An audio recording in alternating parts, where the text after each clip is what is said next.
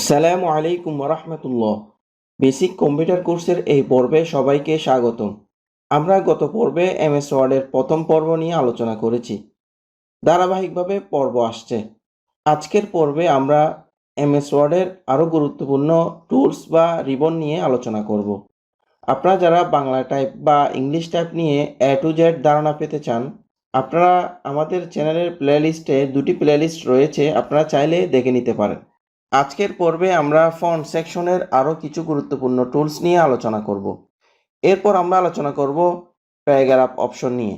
আমরা গত পর্বে আলোচনা করেছি font name, font size, bold, italic, underline, strikethrough, subscript, superscript, increase font size, decrease font size এবং চেঞ্জ কেস নিয়ে আলোচনা করেছি। আমরা এখন দেখব টেক্সটের মধ্যে কিভাবে আপনি কালার অ্যাপ্লাই করবেন, কালার চেঞ্জ করবেন, আপনার ইচ্ছামতো কিভাবে কালার পরিবর্তন করবেন। এই জন্য অবশ্যই আপনাকে যে ট্যাক্সের মধ্যে আপনি কালার অ্যাপ্লাই করবেন ওই ট্যাক্সকে অবশ্যই সিলেকশন করতে হবে। মাউসের লেফট বাটন ধরে এভাবে ড্র্যাগিং করে সিলেকশন করবেন, দেন আপনি কালারে যাবেন। কালারে যাওয়ার পর আপনার যে কালারটা চয়েসেবল হবে আপনি ওই কালারটা জাস্ট ক্লিক করবেন। এরপরে দেখেন এখানে মোর কালার অপশন রয়েছে। যেমন আমি এখান থেকে গ্রিন এই কালারটি অ্যাপ্লাই করছি। এরপর আপনি এখান থেকে বোল্ড করতে পারেন। আপনি চাইলে আবার কালার পরিবর্তন করতে পারেন। এখানে দেখেন অনেকগুলো কালার রয়েছে। এরপরে দেখেন আপনি মোর কালার অপশনে যখন আপনি ক্লিক করবেন তখন এখানে আপনার ইচ্ছামতো আপনি কালার ক্রিয়েট করতে পারবেন। দেখেন এখানে নির্দিষ্ট কালারের একটি চক দেওয়া আছে। আপনি এখান থেকে চাইলে আপনার ইচ্ছামতো কালার নিতে পারেন। আপনি যখন কাস্টমে যাবেন তখন দেখেন এখানে রেড, গ্রিন, ব্লু আপনি এখানে পরিবর্তন করে করে কালার অ্যাপ্লাই করতে পারেন। দেখেন আপনি যে কালারটা সিলেকশন করবেন ওই কালারের মধ্যে ডান পাশে একটি বার রয়েছে, আপনি এই বারের মধ্যে পরিবর্তন করতে পারেন। এদিকে যখন আপনি পরিবর্তন করবেন তখন এই পাশে দেখেন নিউ অপশন একটি রয়েছে। আপনি এখানে দেখতে পারবেন যে আপনার কোন কালারটা হচ্ছে, কোন কালারটা ক্রিয়েট হচ্ছে। যেমন আমি ব্লু কালারের উপর ক্লিক করার পরে আপনি এখান থেকে ব্লুটা আরও আপনার ইচ্ছা মতো চেঞ্জ করতে পারবেন। যেমন আমি যদি এটা চাই দেন এটার উপর ক্লিক করে ওকেতে ক্লিক করব। দেখেন আমার এই কালারটা চলে আসছে। এভাবে করে আপনি নিত্য নতুন কালার অ্যাপ্লাই করতে পারবেন। এরপর রয়েছে হাইলাইট। কোনো একটা টেক্সটের পিছনে আপনি যদি হাইলাইট করতে চান এক্ষেত্রে আপনাকে হাইলাইট কালারটা ইউজ করতে হবে। এটাকে বলে টেক্সট হাইলাইট কালার। যেমন আমি এই পুরোটা সিলেকশন করছি।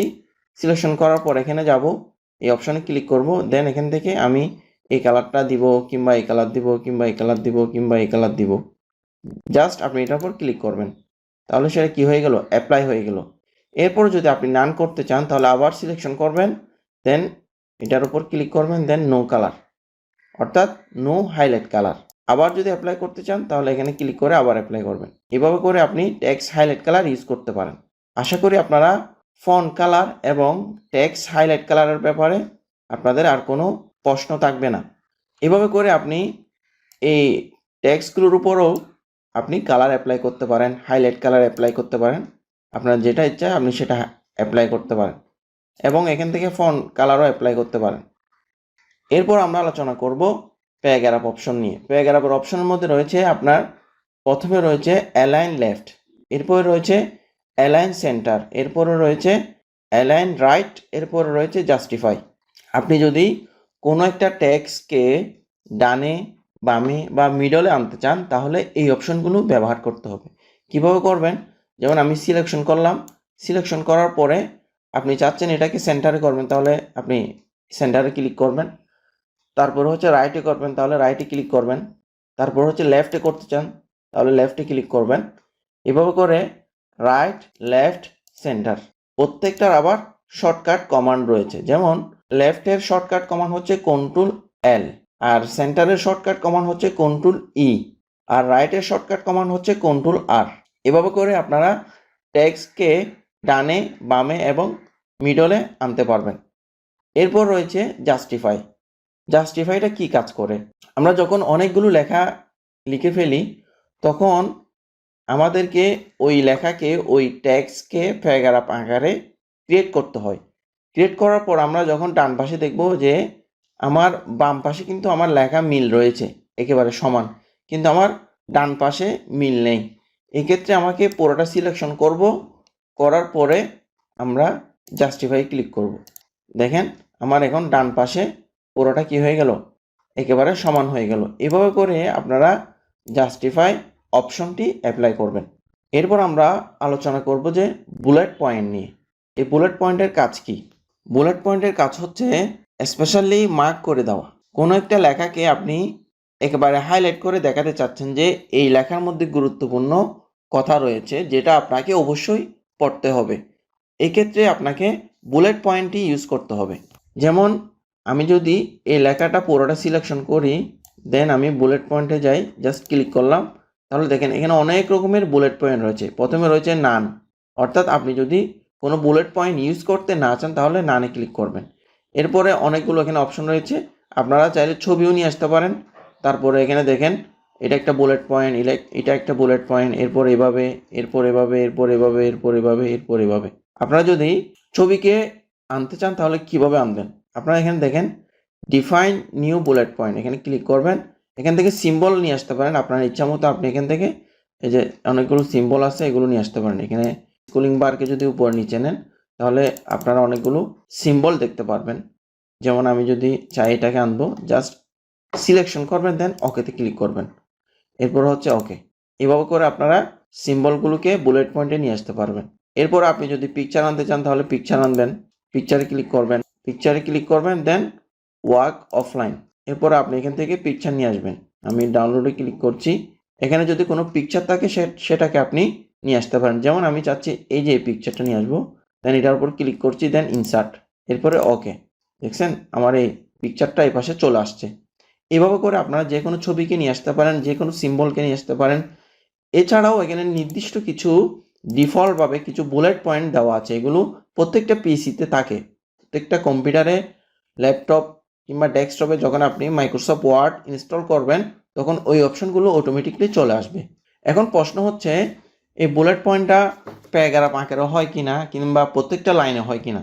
এটা হচ্ছে আপনি যখন একটি লাইন টাইপ করবেন, টাইপ করার পরে আপনি যখন এন্টার দিবেন তখন ওই এন্টার কি অনুসারে প্রত্যেকটা লাইনের মধ্যে চলে আসবে। যেমন আমি এখানে যে 4টা লাইন টাইপ করেছি ওই 4টা লাইন এন্টার কি দিয়ে টাইপ করেছি, বিধায় এখন আপনি এখানে যখন অ্যাপ্লাই করবেন তাহলে প্রত্যেকটা লাইনে চলে আসবে।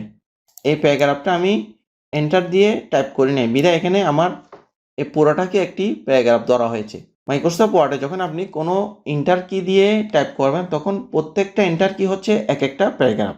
আশা করি বিষয়টা ক্লিয়ার হয়েছে।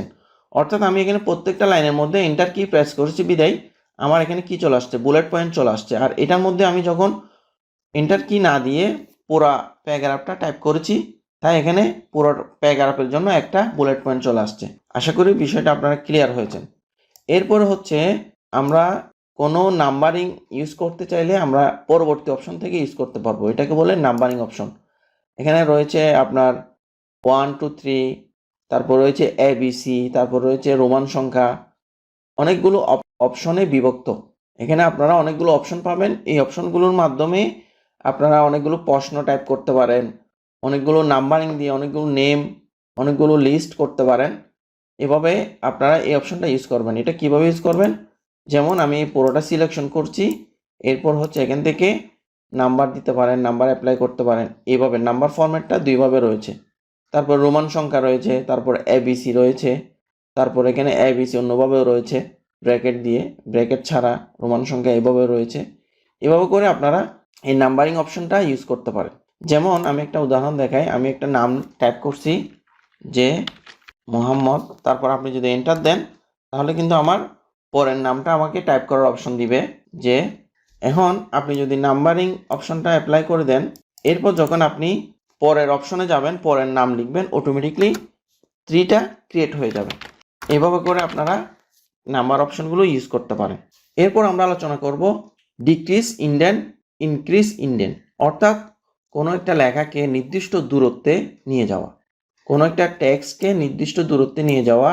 এই বিষয়টাকে আপনি কিভাবে অ্যাপ্লাই করবেন? আপনি যখন এই সিম্বলগুলোকে তুলে দেবেন এক্ষেত্রে আপনি নানে ক্লিক করবেন।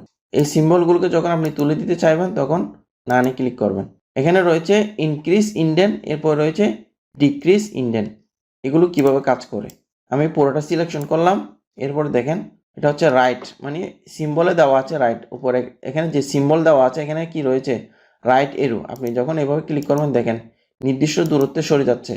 আবার যদি লেফটে ক্লিক করেন তাহলে ডিক্রিজ ইন্ডেন্ট হচ্ছে, রাইটে ক্লিক করলে ইনক্রিজ ইন্ডেন্ট, আর এটা হচ্ছে ডিক্রিজ ইন্ডেন্ট। অর্থাৎ নির্দিষ্ট পরিমাণ দূরত্বে কোনো একটা টেক্সটকে নিয়ে যাওয়ার জন্য এই অপশনটা ব্যবহার করা হয়। এরপর অপশন হচ্ছে লাইন স্পেসিং। এখানে রয়েছে line spacing option, line and paragraph spacing option. আপনি যখন এটার উপর ক্লিক করবেন দেখেন আমি যে এখানে টাইপ করেছি 4টা লাইন, এগুলো প্রত্যেকটার দূরত্ব রয়েছে। আপনি যখন এটার উপর মাউসের কার্সর পয়েন্টটা নিয়ে যাবেন তখন আপনাকে দেখাবে দূরত্বটা কিভাবে ক্রিয়েট হচ্ছে। প্রথমে রয়েছে 1.0, এরপর রয়েছে 1.15, এভাবে আপনারা অ্যাপ্লাই করবেন।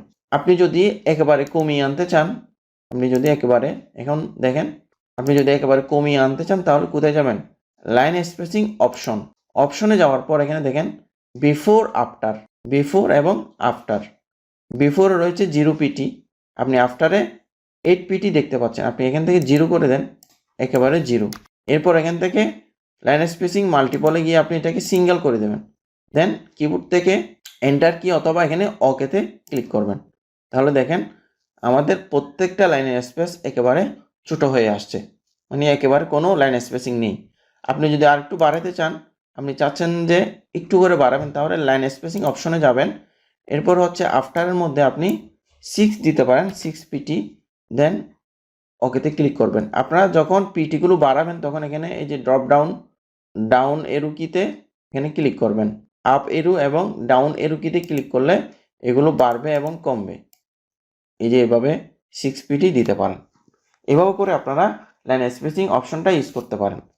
লাইন স্পেসিং অপশনে আরেকটি অপশন রয়েছে, সেটা হচ্ছে এখানে রয়েছে add space before paragraph, remove space after paragraph. অর্থাৎ আপনি প্যারাগ্রাফের পূর্বে কোনো স্পেস ক্রিয়েট করতে চাইলে এটা দিতে পারেন, তারপর হচ্ছে প্যারাগ্রাফের পরে স্পেসটা রিমুভ করতে চাইলে এই অপশনটা দিতে পারেন। এখানে রয়েছে যে অ্যাড স্পেস, আপনি অ্যাড করেন বিফোর প্যারাগ্রাফ, প্যারাগ্রাফের পূর্বে, রিমুভ স্পেস মানে স্পেসটা রিমুভ করেন প্যারাগ্রাফের পরে।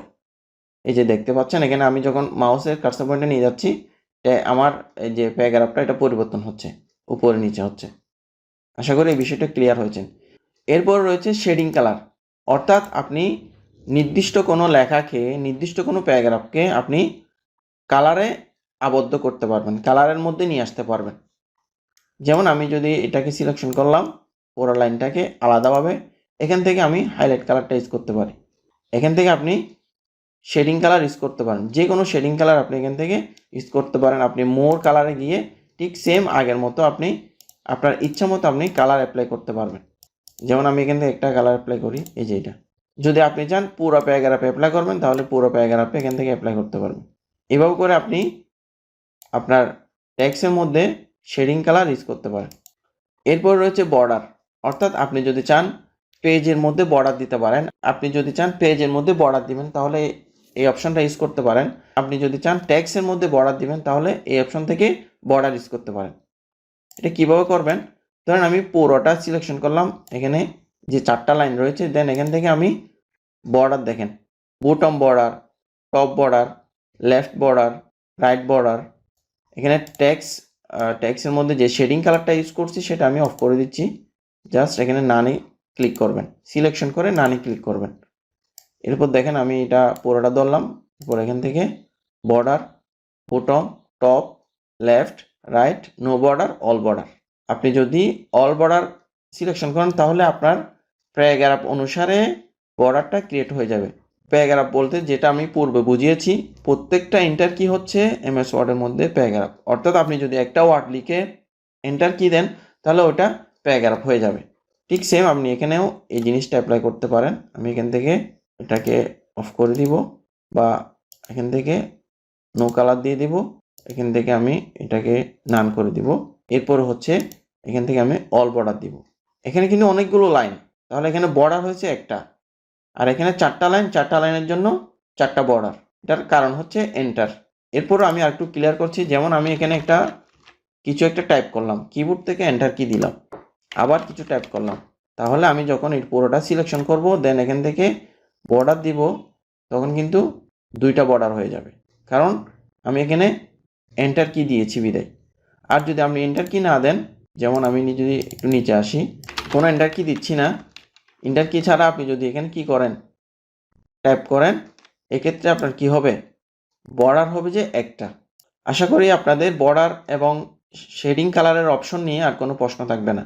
এরপরেও যদি আপনাদের কোনো প্রশ্ন থাকে আপনারা কমেন্টে জানাবেন। আমরা এখন আলোচনা করব পেজ বর্ডার নিয়ে। একটা পেজের মধ্যে আপনি যদি চান বর্ডার দিতে পারেন, আপনি যদি চান ফুলের মাধ্যমে কিংবা কোনো একটা আর্টের মাধ্যমে আপনি বর্ডারটা ইউজ করতে পারেন, অথবা আপনি যদি চান লাইন দিয়ে, বিভিন্ন লাইন স্টাইল দিয়ে আপনি বর্ডার ইউজ করতে পারেন। এটা কিভাবে করবেন, এই জন্য আপনাকে বর্ডার যেতে হবে, বর্ডার অপশনে, দেন নিচে আসতে হবে বর্ডার অ্যান্ড শেডিং, এখানে ক্লিক করবেন। ক্লিক করার পর এখানে দেখেন বর্ডার এবং পেজ বর্ডার, এরপর হচ্ছে শেডিং। পেজ বর্ডারে ক্লিক করার পরে দেখেন এখানে নিচে অপশন রয়েছে আর্ট।